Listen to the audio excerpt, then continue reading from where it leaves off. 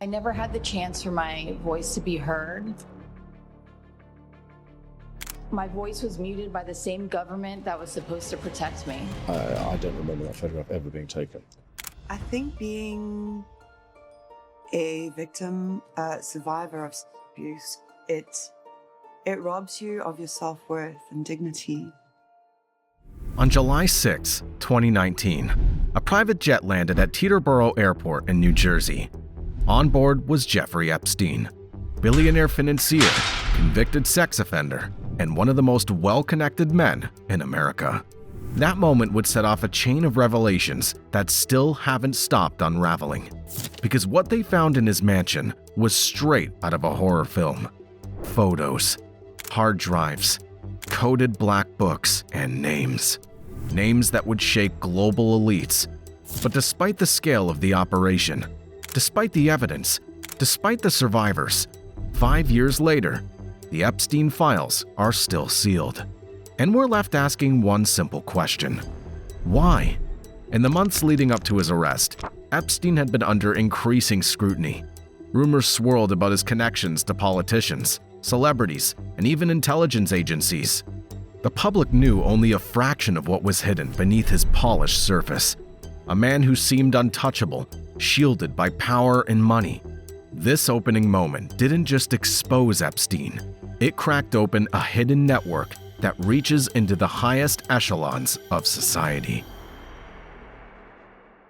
Jeffrey Epstein wasn't just a predator with a private jet.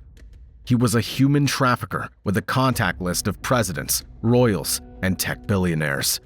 His associates included Bill Clinton, who flew with Epstein dozens of times, Prince Andrew, who was later sued by one of Epstein's survivors, Les Wexner, the billionaire behind Victoria's Secret, and even Bill Gates, who since admitted his association was a mistake. These weren't coincidences.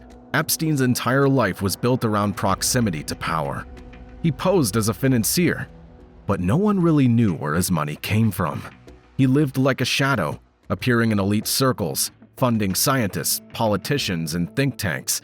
Beyond just name-dropping, Epstein's influence spanned decades.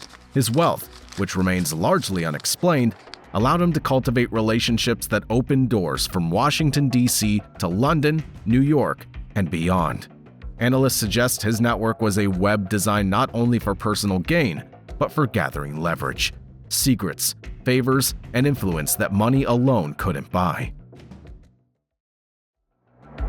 Then there's Little St. James, Epstein's private island in the U.S. Virgin Islands. It was supposed to be a tropical paradise. Instead, it became the centerpiece of a global trafficking operation. The island had a private airstrip, underground tunnels, dozens of staff who weren't allowed to ask questions, and a bizarre blue-striped temple rumored to be used for ritualistic purposes. Flight logs show celebrities, politicians, and royalty flying to the island, some without any clear reason. Survivors reported being flown there, isolated, abused, and silenced. In court filings, victims described the island as a prison disguised as a resort, a place where influence insulated crime.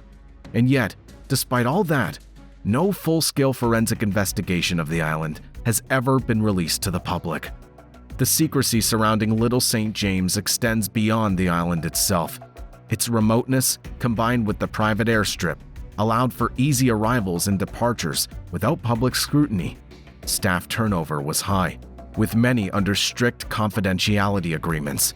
Some former employees have described feeling watched, their movements monitored. Rumors of hidden rooms, surveillance equipment, and secret passageways have only deepened the island's mystique and dark reputation. So let's talk about the files. Over 2,000 documents, including depositions, logs, photos, and court records, remained sealed under federal protection. The public was promised full transparency, but 5 years later, only redacted glimpses have been released. Judges have ruled in favor of slow, partial releases, citing privacy and reputational harm for third parties. Even names of alleged accomplices and participants remain hidden. We're told it's for national security. But national security for who? These aren't just files. They're evidence. Names, dates, locations, financial records, flight manifests. They hold the answers. And yet the deeper you dig, the clearer it becomes. Some of the world's most powerful people do not want this case reopened. Legal experts note that many of these documents contain information that could implicate powerful figures beyond Epstein and his immediate circle. The third-party protections often shield individuals who haven't been formally accused, but whose names appear repeatedly. The government's slow drip of document releases fuels public skepticism and frustration, feeding conspiracy theories about what's truly being hidden. Here's what happened recently. In January 2024, another small batch of documents was unsealed. It revealed more familiar names, including models, bankers, and Hollywood insiders. But nothing truly incriminating. Just enough to stir headlines, not enough to bring justice. Insiders say certain files will never be released because they contain intelligence connections. There are whispers that Epstein was an informant, possibly for US intelligence, or even Mossad. That his operation wasn't just about abuse, it was about leverage, blackmail. This wasn't just sex trafficking. It was a control network, a way to compromise decision makers, to own them.